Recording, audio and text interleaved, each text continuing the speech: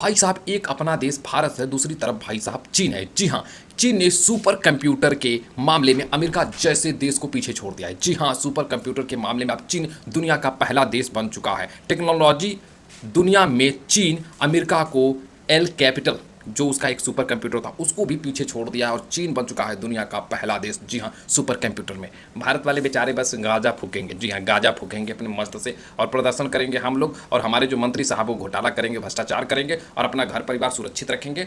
Research के नाम पे कुछ नहीं होगा, डेवलपमेंट के नाम पे कुछ नहीं होगा। चाइना सुपर कंप्यूटर बना रहा है, हम बाबा जी का ठिल्लू बना रहे हैं। हमारा कुछ होगा ही नहीं भाई साहब, लिटरली बता रहा हूँ भाई साहब। चाइनीज लोगों को सल्यूट है, वो आगे निकलेंगे। भाई साहब गर्मी से भारत ही नहीं परेशान है, यूरोपियन कंट्री भी परेशान है। जी हाँ, फ्रांस, ब्रिटेन, जहाँ का तापमान 43 डिग्री पहुँच गया है। तो इससे ये साबित होता है कि भाई साहब क्लाइमेट, जलवायु परिवर्तन का जो प्रभाव है ना, पूरे विश्व पर धीरे धीरे होता हुआ दिखाई दे रहा है। जी हाँ, जो लोग बहुत हल्के में क्लाइमेट चेंज को ले रहे हैं, जलवायु परिवर्तन को ले रहे हैं, भाई साहब घबराओ मत। अभी तो भारत के अंदर 50 डिग्री तापमान जा रहा है ना, यूरोप के अंदर 43 डिग्री जा रहा है। कुछ दिन और रुको, यह तापमान अचानक 50 डिग्री के ऊपर हो जाएगा, कोई कुछ नहीं कर पाएगा भाई साहब। आप इंडस्ट्री बनाइए, आप बड़े बड़े इंफ्रास्ट्रक्चर बनाइए, पहाड़ को काट दीजिए, पेड़ को काट दीजिए, बस रुकिए कुछ दिन। ये तो भी टेलर है भगवान का। जी हाँ, नेचर का टेलर है, अभी तो पिक्चर आना बाकी है। जब भयावह स्थिति आएगी, जब मुंबई जैसा शहर 1970 तक पानी में डूब जाएगा, तब जाके भारत सरकार की नींद खुलेगी और दुनिया भर के जो पर्यावरणीय लोग हैं उनकी नींद खुलेगी और वो सड़क पे आएंगे और जाके जोर जोर से प्रदर्शन करेंगे, देश बचाओ, शहर बचाओ, सिटी बचाओ। कुछ नहीं होने वाला, बस रुको भाई साहब। अभी तो ये स्टार्टिंग फेज है जलवायु परिवर्तन का, जहाँ पे तापमान इतना भयानक तरीके से बढ़ रहा है, बारिश नहीं हो रही है भाई साहब, सूखा पड़ रहा है। चलो घबराओ मत। राम मंदिर घोटाले में, मतलब घोटाला नहीं हुआ, चोरी में, चोरी नहीं भाई साहब, क्या कहते हैं उसको भाई साहब, डकैती में। जी हाँ, राम मंदिर के पैसे डकैती में एसआईटी ने जो रिपोर्ट दिया है उसके आधार पे अब भाई साहब एफआईआर होना तय हो गया है। जी हाँ, चंपत राय हो चाहे गोपाल राय हो, जिन लोगों ने भाई साहब राम भगवान का पैसा लेकर भागा है और करोड़ों रुपए की जमीन लिखवाई है भाई साहब, अब तो भाई साहब एफआईआर होगी और जांच होगी और जो लोग इसमें शामिल हैं उनके ऊपर कार्रवाई होगी। हो सकता है कि फांसी की सजा हो, क्योंकि भाई साहब 1500-1600 करोड़ का अगर घोटाला कोई करके बैठ जाए और फिर राम भगवान के पैसे से, तो भाई साहब ये कोई छोटी मोटी बात तो है नहीं। अब इनके ऊपर शिकंजा कसा जाना चाहिए और भाई साहब कस के शिकंजा होना चाहिए। जो एसआईटी की रिपोर्ट है उसके आधार पर भाई साहब को, भाई जितने लोग भी इसमें संलिप्त पाए जाएं उनको फांसी की सजा हो। मेरा यही मानना है भाई साहब, एकदम तगड़े तरीके से लपेट दो। भाई साहब अब भारत के नागरिक हो या नहीं हो आपको कभी पता नहीं चलेगा। पासपोर्ट पर कुछ उम्मीदें थी कि भाई पासपोर्ट जो बनता है उससे हम लोग कह सकते हैं कि हम भारत के नागरिक हैं, लेकिन भारत सरकार ने इस पर भी मोहर ही लगा दिया भाई साहब। कहा है कि passport is a not a document of the citizenship. मतलब भाई साहब ये जो है कि ये भारत के नागरिक होने का प्रमाण नहीं देता है। मतलब भाई साहब हम युगांडा से आ गए हैं। जी हाँ, युगांडा, रवांडा, बुरुंडी, इन सारे देशों से आए हैं हम लोग। मतलब भाई साहब आधार कार्ड ये भी भाई साहब आपको नहीं बताता कि आप भारत के नागरिक हो। पैन कार्ड ये भी नहीं बताता कि आप भारत के नागरिक हो। राशन कार्ड ये भी नहीं बताता आप भारत के नागरिक हो। भाई साहब पासपोर्ट को भी शामिल कर दिया गया। भाई साहब जब Aadhaar card, PAN card, ration card जब कुछ बताता ही नहीं कि भारत के नागरिक हो, तो हम युगांडा, रवांडा, बुरुंडी, कांगो और वो Brazil, Argentina, Uruguay, Paraguay, Panama, क्या इन सभी देशों से आए हैं क्या? कहीं पाकिस्तानी तो नहीं न है?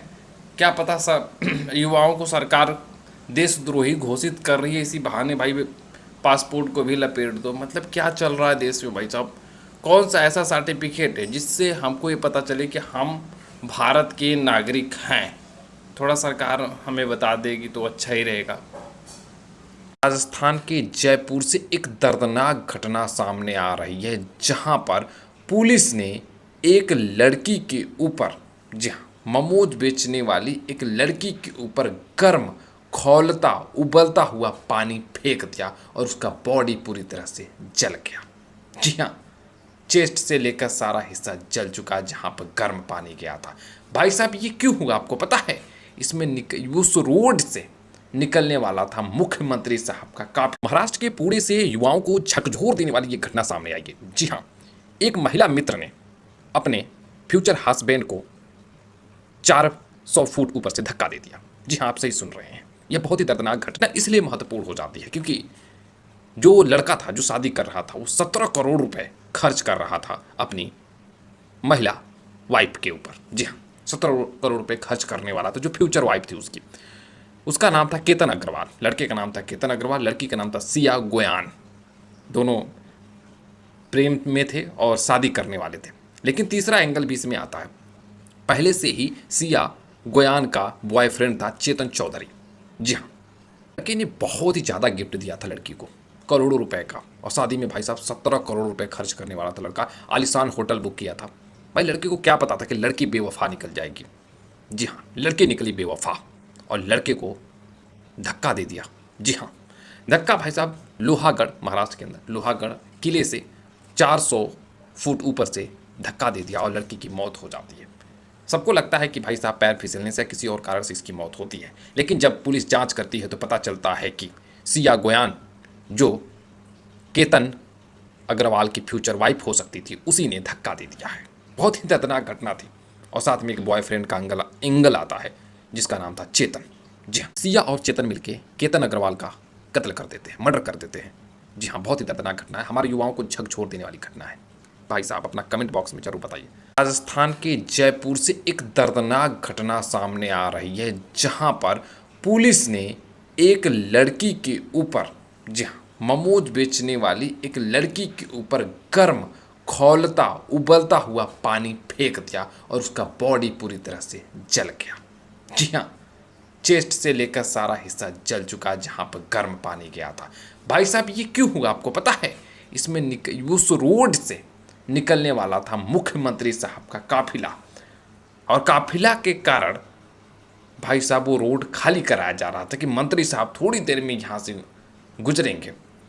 जो जनता का नौकर है वो जनता की बात नहीं समझता है। जी हाँ, आप समझ रहे हो, मतलब भाई साहब जो सरकार में आ गया वो जनता का मालिक हो गया, और जनता का कोई कीमत नहीं है भारत जैसे देश में। ये बहुत ही दर्दनाक और दिल दहला देने वाली घटना है। जैसे कि आप वीडियो में देख रहे हो, इस महिला का क्या हाल हुआ है और कौन जिम्मेदार है? इसके लिए जिम्मेदार है राजस्थान का मुख्यमंत्री। जी हाँ, काफिला निकालने के चक्कर में भाई साहब लड़की के ऊपर गर्म पानी फेंकवा दिया। और क्या बात है हमारे पुलिस वाले भैया की, मतलब सल्यूट है भाई साहब। आप लोग एक काम करिए, एक तेजाब का कुआं बनवाइए और पूरे देश वालों को उसी में डाल दीजिए, और जितने पॉलिटिशियन बसते वो राज करें, और साथ में उनके साथ जो ये पुलिस वाले, ये सब मतलब कि सरकारी प्लस ये आपके नेता, यही दो लोग बचे जो राज करे इस पृथ्वी पर। बकिया जो आम जनता, उसे राज मत करने दीजिए।